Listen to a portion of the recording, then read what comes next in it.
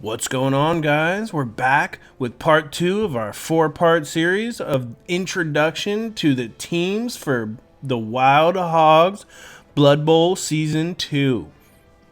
So League 1 is League GORK, and that is the league with all the coaches that you remember from last season. And we are back. We are into team number 9. If you remember the teams from before, teams 1 through 8 were here on the screen. Here you can see Templehof Dam, Fat Cats, Meme Dream Team, Knights of Berkai, Mean Green and Thick, the King's New Gobos, the Serpent Spawn, and the Hollywood Cougars. So starting with Team 9, we've got Team America. Papa Turin himself is taking the Norse. I'm sure you guys all remember that Turin last time had that nasty Nurgle team with Big Papa Nurgle himself. And you can see up here, he's got his team motto is "Do It." So he's ready to do it. He's ready to do it with the Norse this time. And the Norse is a tricky team to start. So he is coming with 4 rerolls. And Norse have nice cheap rerolls at the start. He's also got the Apothecary because of the low armor of the Norse, just like the Amazons. But unlike the Amazons, they all start with block. So the dodge of the Amazons makes them a little bit more mobile. While they're all movement 6, you can see here that there's actually some movement 7 on the Norse team. So you can get these runners. And Turin does have a runner here, Roaring Freedom Eagle. So that is just such an awesome name, and I love it. So he does have the 2 Ulfwereners as well, and you see they're like like Yeti hybrids there, and they do have Frenzy. So those guys they'll get 2 attacks, and that Frenzy is always a little bit difficult to control before you do get blocked. But they do have strength access, so they're good to go. Once they level up, they'll be ready for some sideline action. You can see here Haggard, Werewolf, Ulfwerener, and Chuck Norris. I think he's probably coming with those kicks, man. And he's also got the linemen there, just standard linemen, almost all linemen. So Adam Sandler, Sensei Seagal. Oh man. Took your jobs. He's got Freedom. He's got the Patriot. He's got 4th of July hot dog, Top Gun soundtrack, and Foggy Mountain Breakdown. So he's got everything possible for everything that's the most American it could be. He's got the rerolls, and it looks like Turin is coming ready for action. And so Turin made a heavy push also last season for into the playoffs. So I'm sure that he's trying to make another push for the playoffs this season, and it is going to be awesome to watch him try there. Hopefully he's able to get through the first few games with that Norse team. And I mean later it's going to be I think it'll be 15 games before the playoffs. So that is a long time to keep some of those Armor 7 guys alive. Fortunately for him, I guess they can't use Claw, but either way, he's gonna he'll have some deaths for sure this season. Over here for our second team of this breakdown and the 10th team overall, we've got the Sage himself. So the Sage is a pretty popular Blood Bowl YouTuber. To use the word popular lightly, he's like the Turin of Blood Bowl. And if you check out his YouTube, he is all over the place. So he's in World Cup qualifiers. He's playing in all sorts of just major large leagues, all the most famous ones, and he has just got all of the knowledge. So to have him in our league this season is going to be a barrel of laughs as he just beats us all senseless. So you can see here he's got the Nagaroth Widowmakers. He does have the Dark Elves. And he does have 1 Witch Elf. So it looks like he does have the 1 Witch Elf. Clotoro, I'm not sure. But Witch Elves are just dressed in just the least. I don't know where they even get 7 armor from. I don't know. I mean, they're just, they're just nasty. But, with that Agi 4 across the board on the Dark Elves, those guys can do some definite elfy bullshit. So you can see he's got 2 team rerolls. He's definitely solid in his knowledge of Blood Bowl, so he doesn't have to worry too much. He does not have the Apothecary, and that is because the Dark Elves are such an expensive team to start out with. He does have, you can see here, those 3 blitzers there, 100K each, and those are just super expensive. Their linemen are also really, really expensive, but that Agi 4 really does make a difference. So, even the linemen on a Dark Elf team can dodge. You can see here he's got Sean, Jeff, and Liger, the blitzers there. He's got defaulted user, and I believe these guys are all named after different ones of his viewers and his patrons and things like that. So I think his patrons are the big boys up top there. And I feel like these are all the rest of his guys. So hello to Pierre Aberg, 77 Rebel, Falcon 64, Fly KT Soda, Gadages, and Positron Mike. I mean, so these are the players that support Sage, and these are the guys who are gonna fight for him this season. So I'm excited to have him with us, and I'm hoping that he doesn't destroy us too badly. Most of us are just out here having fun, and I know he's out here to have some fun too. So it's gonna be exciting. Make sure to check out his channel if you guys like Blood Bowl. His YouTube channel is off the hook. So it's got tons of knowledge, super exciting stuff there. Having him with us this season.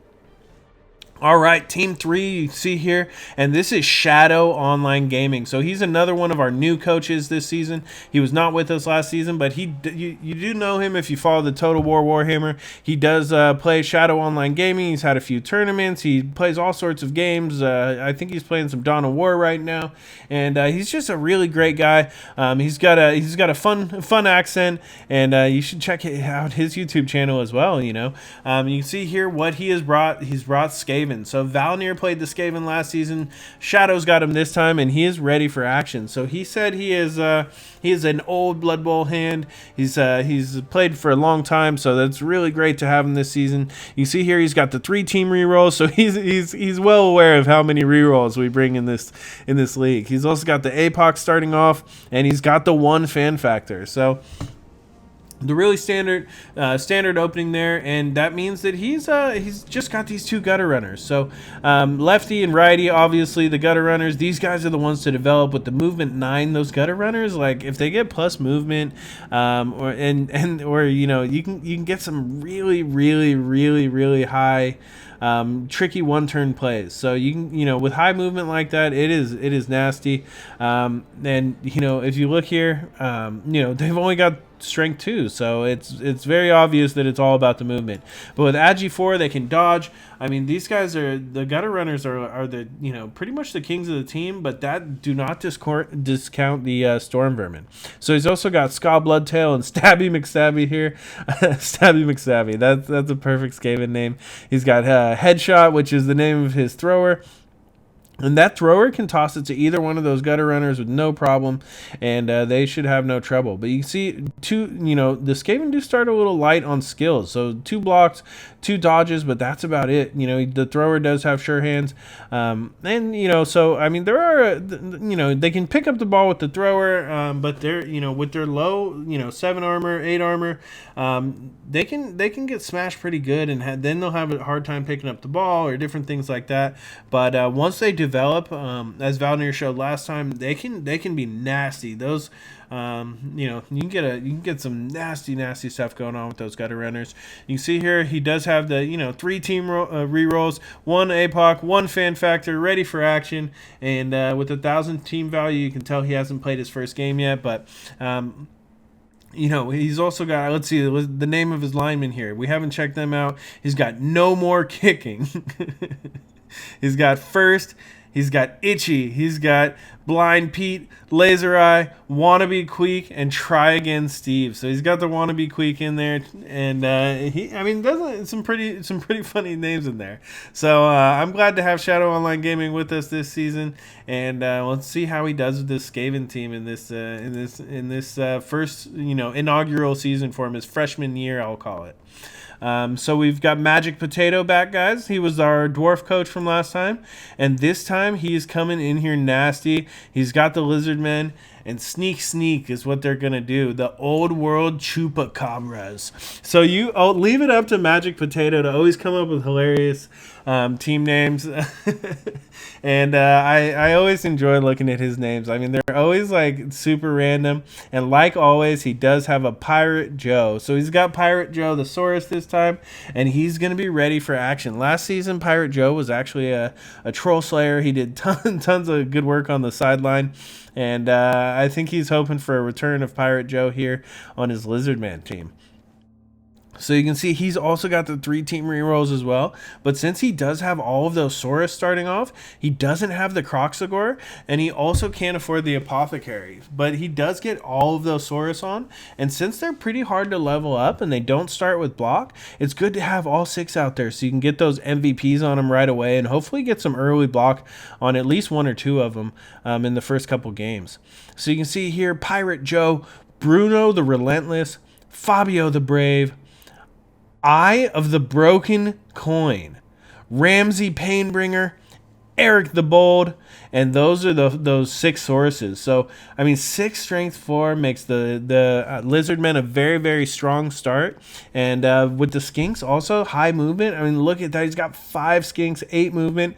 And although they've only got the 7 armor, so they do get taken off pretty easily, as long as a couple of them survive each match, as like Lore Master of Sotek showed us last season by winning it with them, those Skinks can get super strong once they get blodgy, doubles, and, you know, all sorts of stuff. The strongest skink survives, and at the end they'll be normally pretty good. So we've got Stumbling Steve, Charlie 2 times. We've got Paul the Unlucky. I'm not sure if that's a nod to one of our other coaches, but we do have Paul the Unlucky here, Jack the Decoy, and Lewis the Pretender.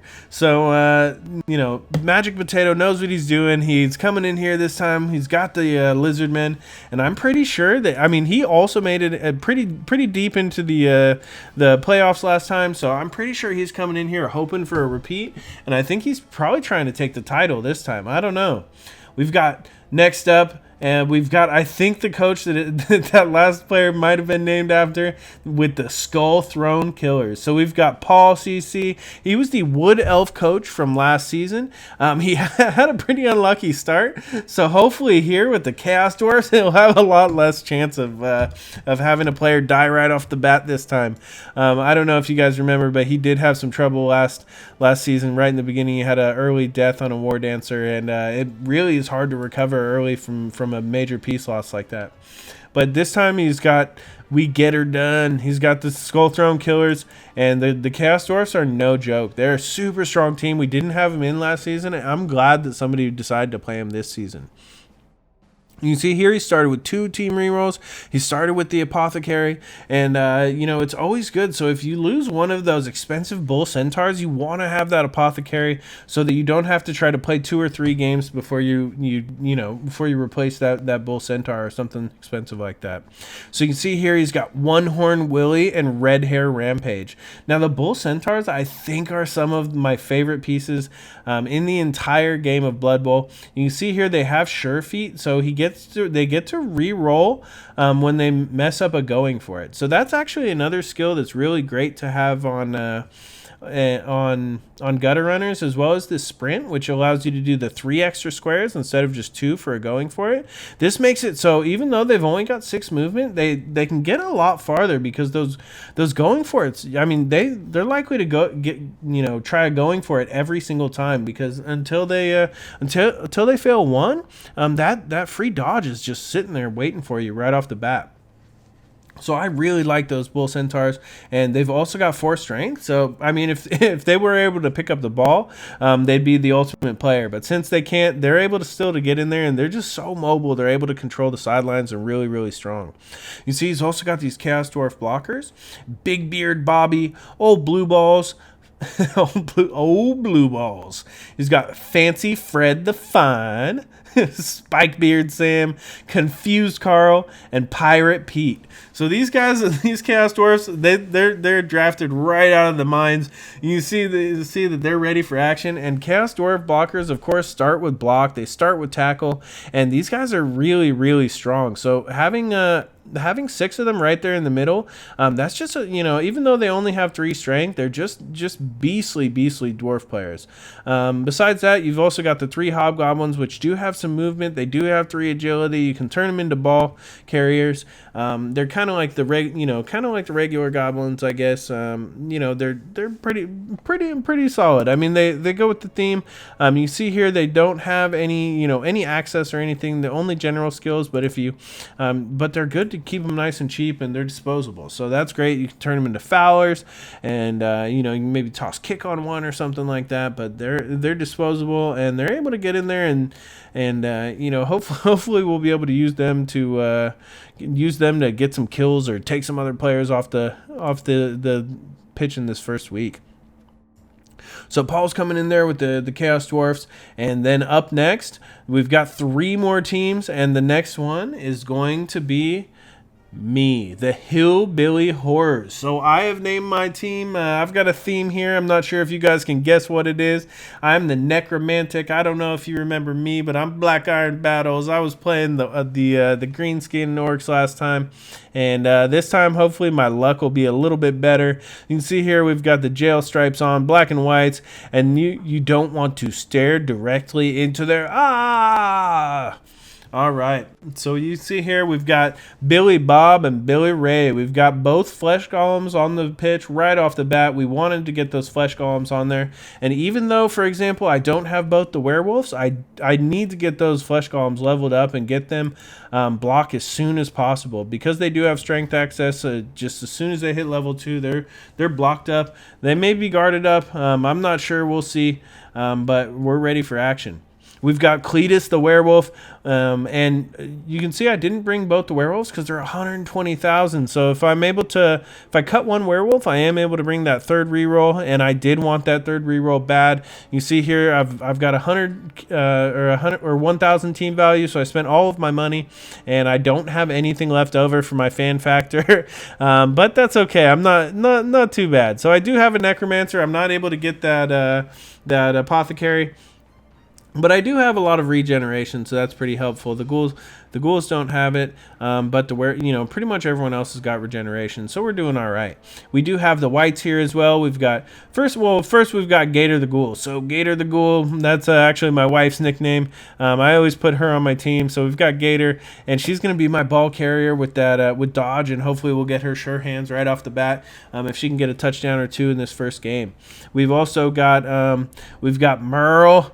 And Roscoe, Merle and Roscoe. We've got my whites here, and you can see they come with blocks. So those are gonna be my blitzers. Those are my tacklers, and add them in with Cletus the werewolf there, and those guys are gonna be my hit squad. We've also got our zombies here. Finally, we've got Rufus, we got Jeb, we got Virgil, Clyde, and Eustace. So we got the entire squad over here, and they're ready to do some Blood Bowl. So I think that the Hillbilly Horrors hopefully are going to be competitive. Hopefully I'll get some solid luck, and we'll be in there. I know last time I was able to squeak in team number 8 into the playoffs. Hopefully I'm coming in at number 1 this time, but I don't know. We'll see. The Necromantic Hillbilly Horrors, I'm excited about them though. I don't know about you guys, but I'm rooting them on. So second to last came up short 2. So we've got Licking Ann. So Licking Ann was the Amazon player. He brought the Disney's Discarded from last season, and Licking Ann has done it, folks. He is the Halfling coach. So there's only 16 coaches. There's no reason you don't have to take the Halflings. Licking Ann was in for the punishment, and he has came up short too, folks. So you can see here he's got 2 trees, 740 team value. So he's looking for the inducements right off the bat, and he's doing it, man. He's got the team. He's got him again. Came up short. So if you look, Morgan Freeman's back. We've got back from the dead, because Morgan Freeman was dead, I think. We have Woody. We've got Samuel L. Jackson, Frodo, Sam, Mary, Pippin, Michael Moore's twin bro, Smeagol's bro before murder, and Cotton Hair Twinkle Toes.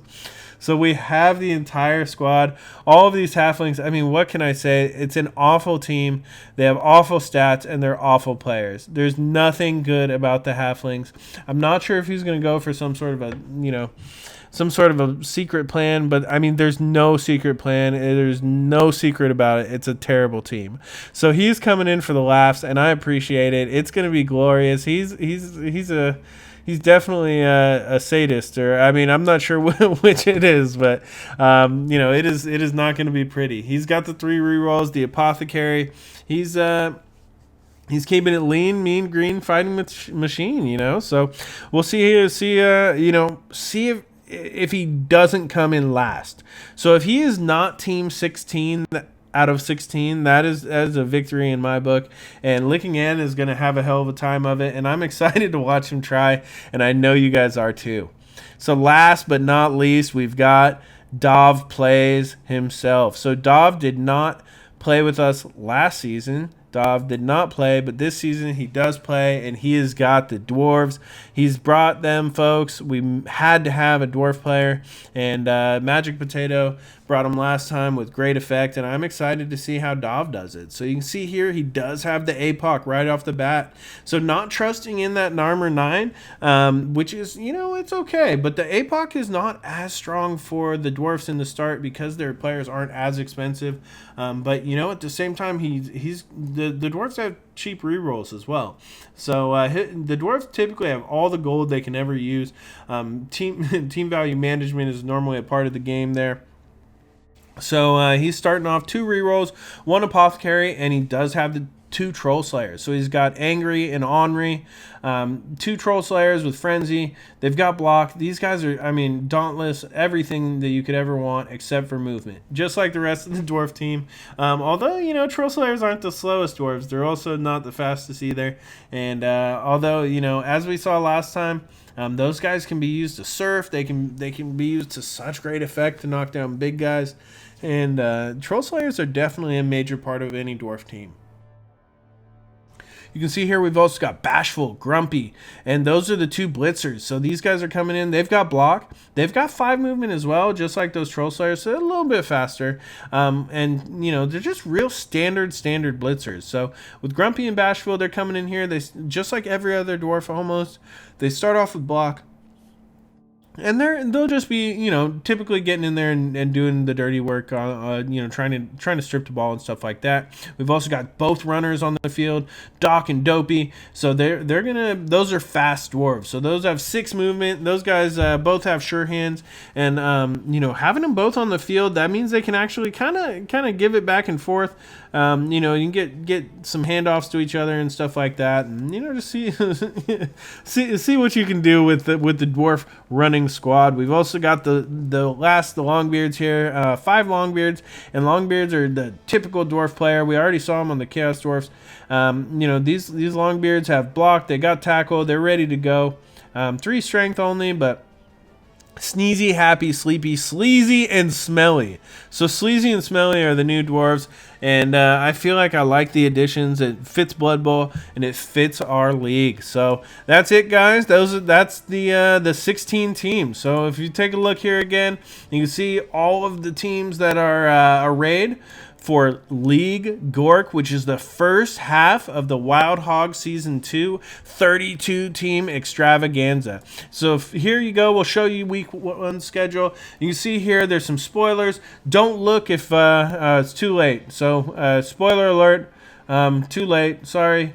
But there are 2 games that have already been played. You can see the scores are here, and these are the games that are remaining. So we've got Snow's Miners there up against Shadow's Rangers. So it will be the Shadow himself will be up there against Dov Plays. We've got the Sage up against Magic Potato with the Old World Chupacabras. So that'll be the Dark Elves against the Lizardmen there.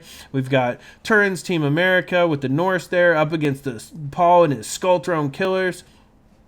We've also got the Hollywood Cougars and the Amazons up against me with the Necromantic, the Hillbilly Horrors. We've got the Serpent Spawn there. That's Sotek's team. Those Beastmen up against came up short. So those Beastmen are going to get to just smash the hell out of those Halflings. That is going to be a nasty game. I can't wait to watch that one. We've got Gobbo King's Gobbos up against Valnir's Templehof Dam. And you can see here that Gojira did tie up against the Fat Cats of Allagash. the Greenskins were able to tie the humans there. And the Knights of Merkai, the Bretonnian team, the Paladin Nafi, got smacked down pretty hard by the Meme Dream team. 0-2, and that was just simply rolls. I mean, the rolls just would not go in the favor. Professor Pone just played an excellent game. He took advantage of everything that came his way, and he just mashed it. He got some good fouls, some good damage done, plenty of SPP, and he just, I hope that you get a chance to check out that game on his channel. Professor Pone's actually got his channel up as well.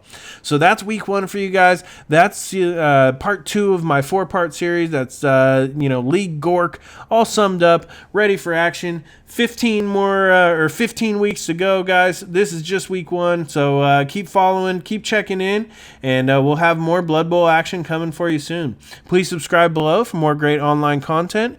This is BlackIron, and this has been BlackIron's Blood Bowl.